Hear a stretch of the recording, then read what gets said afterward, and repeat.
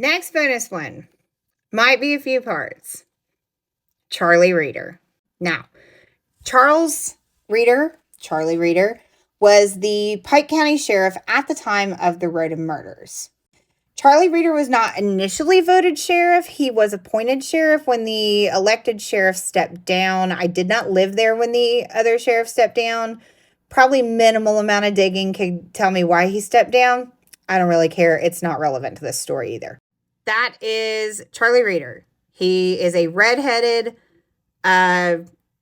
sheriff. Has kind of a very hicky accent, just like the rest of us. And people have opinions about Charlie Reeder. Now, I know my opinion doesn't matter, but personally, as an outsider who moved into what is arguably the roughest area and one of the roughest roads, I lived on a road called Red Bridge Road, one of the roughest areas of the county that was basically run by Skid Montgomery. Charlie Reeder cleaned that area up a lot. There were deputies up and down my road all the time, doing their job. And from what I understand, now, of course, I can't say that this is true or not. This is just what I was told, from people who had lived there. And my husband grew up on the road that we lived on.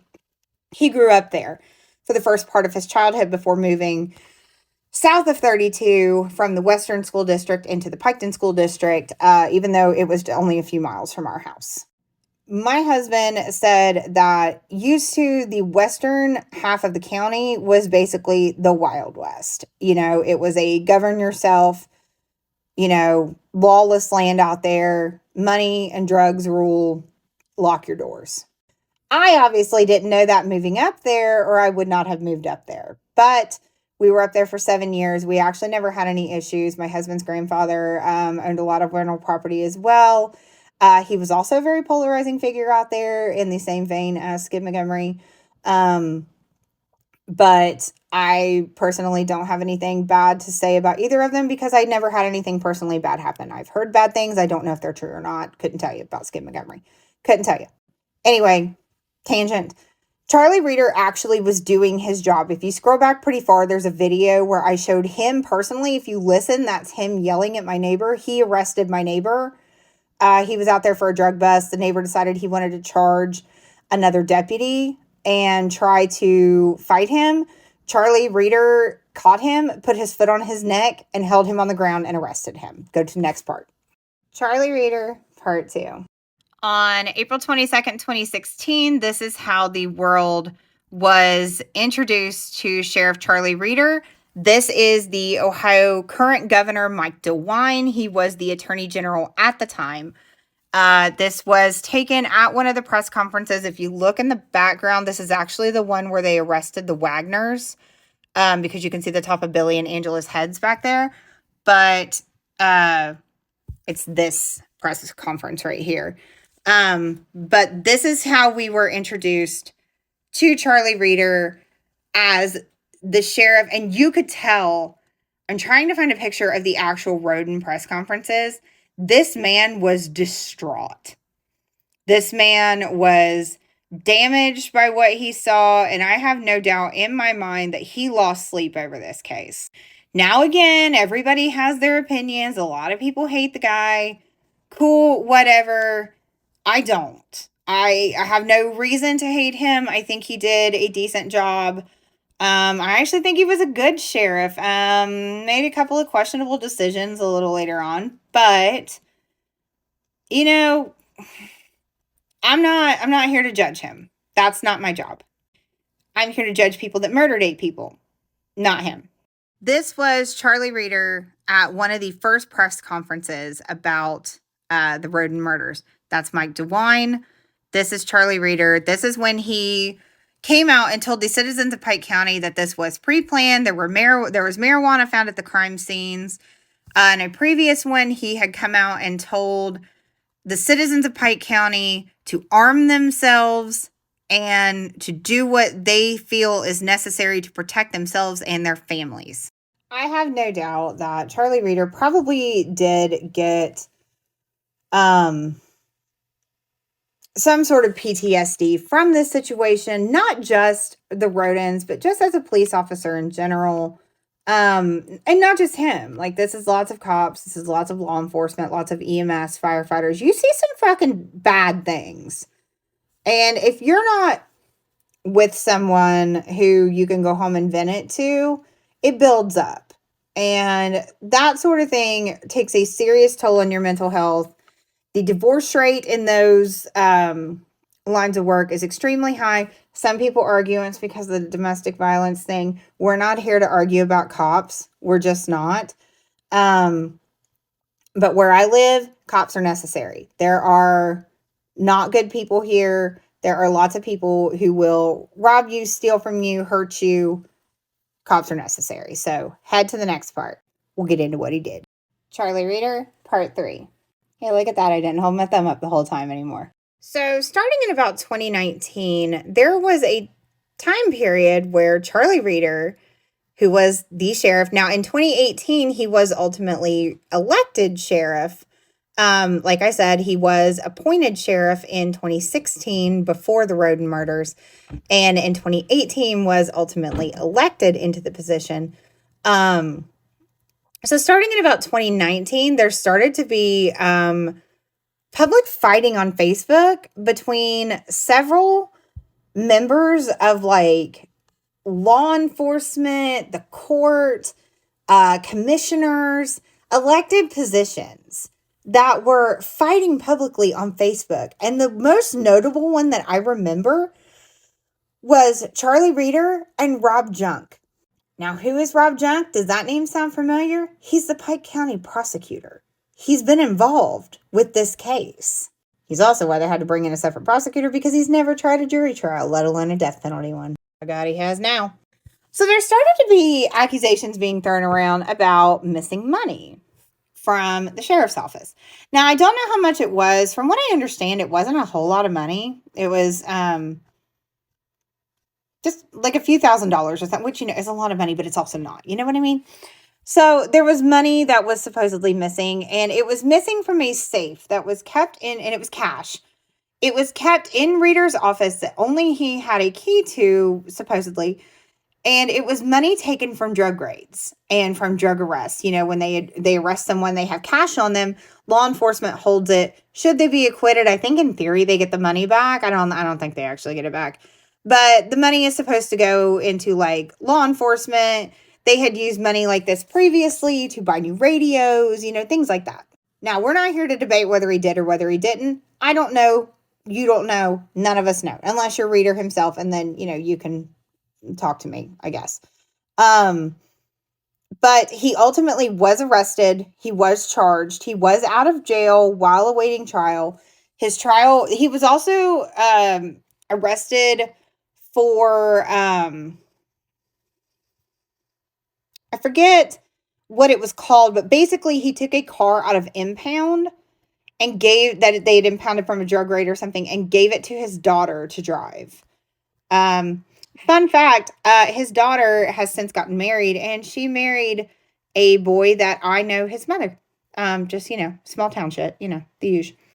Charlie Reader was accused of having a gambling addiction, and was often at the casinos. He said it was his way to help cope with his PTSD. Head to the next part. Charlie Reader, part 4. So he was ultimately arrested. He was ultimately tried. I believe he took a plea. Yes, he pled guilty. He was ultimately put in front of a retired judge, Patricia Cosgrove, because obviously no one from here could prosecute or hear his case. It was too much of a conflict of interest. She was a retired judge from up around Akron. And I believe Reader had representation. He had an attorney, but he did a lot of speaking in court himself. He ultimately took a plea deal. And after he pled guilty to stealing money seized from arrests and then covering it up, he did say that, and I think that they even said that he did in fact repay the money, but they had found this. Patricia Cosgrove went on a big speech about how he disgraced the badge, failed the community, his profession, his family, and sentenced him to a grand total of 6 years in prison and 6 months in county jail. But some of the sentences would run concurrently, so he serves a total of 3 years. He did sob in court in front of the judge and begged the judge to not send him to prison. Not that, and she did tell him, you're not above the law and you're not below the law, which is fair. But I do understand his apprehension of prison. My husband worked in a prison. I'm very familiar with prisons. The town I live in is known for one. We had the deadliest prison riot in America when I was a child, and it's still, I believe, the deadliest one. And this is where the death chamber for the state of Ohio is. It's legitimately like a quarter mile from my house. I do know that cops in prison do not fare well, especially if you run into someone that you put in there. Yeah, so I can understand his apprehension. He did say not that it makes it any better, but he did take the money that he stole from drug dealers, not from citizens. He said he used it for charity, to plant memorial trees, pay for his cruisers to be washed, and etc. Like at the local car washes and etc. Which maybe he did. Also seems like a bit of a stretch that you used all of it for that and not for gambling. He did have a gambling addiction. He did have all kinds of issues with PTSD, nightmares, night terrors, that sort of thing, which understandable as well. A long time ago, if I could scroll back really far, hold on, I might still have this picture. It depends. I don't have the picture anymore. It's too old. But one time my friend sent me a picture from the Scioto Downs Casino and said, "Hey, ain't this your sheriff? Because he won't get off my Michael Jackson machine." Go to the next part. Charlie Reader, part 5, last part. So I am on the Ohio DRC, Department of Rehabilitation and Corrections, in case you didn't know what that was. Correction, sorry, not plural. I did look him up.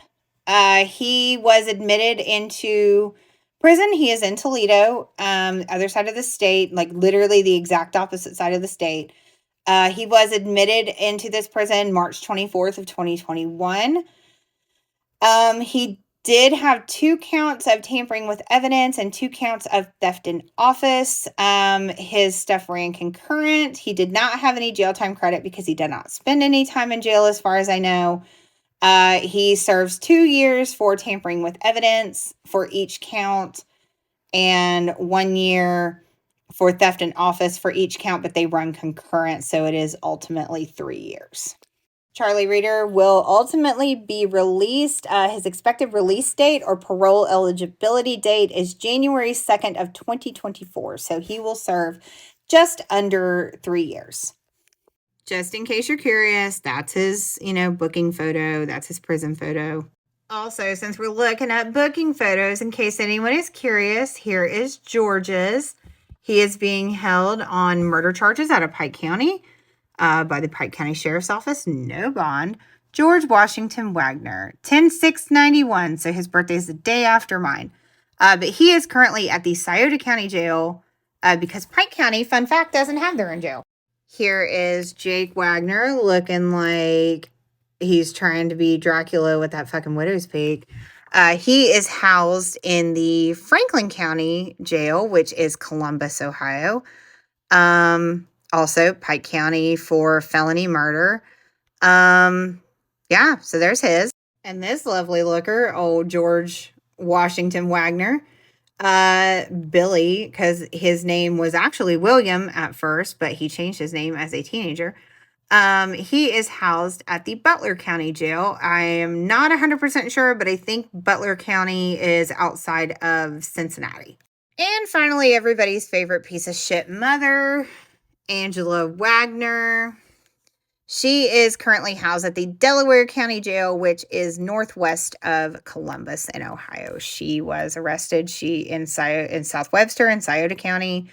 They have more information. Here's all of their charges. You can pause to read all of those. Yeah, bitch done fucked up. What can I say? So anyway, I hope you've enjoyed this tour of mugshots. So that is kind of the 10-minute version of Charlie Reader. There's a lot of people that have a lot of things to say about him. But that's as far as I'm going into it. So that's all for tonight. Okay, guys, that is all for tonight. We are completely caught up. We did the last of George Wagner's testimony and cross examination. We briefly summed up the prosecution's closing statements. Again, very brief summary. It took all day. But realistically, she was just reiterating information that we already know, that we've already heard a bunch of times. And then we went down several little side streets that were just pieces of information that I felt were things that we hadn't really gotten into too much, or maybe we had, and I just wanted to revisit them. Tomorrow night, I will do the defense's closing statements, and then I have one more side street that I want to go down. Maybe, I'm not sure. I might not. It's not real interesting, so I might not. But I do plan on going live maybe tomorrow night because, again, the last time we did it, I had to redo my lashes. Tomorrow night I have to redo my lashes, and my son has a Christmas concert, so it'll be after that, maybe about 9 o'clock probably. I do plan on going live maybe tomorrow night, and if not tomorrow night, we will go live on Wednesday evening. While my son is in basketball practice, I'll have an hour and a half that we can chit chat and talk about things. So, and I'm going to try to figure out how to set up like the events. To where you can see like the little thing down here that'll tell you like going live on like this amount so that people will get notified or whatever. Because I really did have a good time last time. There were a few of us in there and we were talking and it was a lot of fun until I got kicked off for bullying. Speaking of which, so in case you didn't know, I do upload these videos on YouTube as well. I put I grouped them together by day or by subject. Some of them do have to be 2 parts, just like the Jake testimony had to be split up. George's had to be split up, things like that. So I do upload them on YouTube, but because I upload them on YouTube, some like older Karens see them, for lack of a better way of putting it. The comments I get on my YouTube are absolutely fucking hysterical to me. So I got told, the hair flipping thing that everybody knew. Yesterday, I saw a comment. I don't know how old it was, but this lady commented on it saying, I was really excited to watch this, which, I'm glad you were. But she was like, your language is just awful. If you want decent people to watch your videos, you need to clean up the language. If my grandson was sitting next to me, I'd be really upset if he heard that. First of all, I'm not interested in being somebody I'm not. Secondly, I'm more concerned that your grandson is sitting next to you while you're watching commentary about the brutal mass murder of 8 people. What the fuck? See you tomorrow.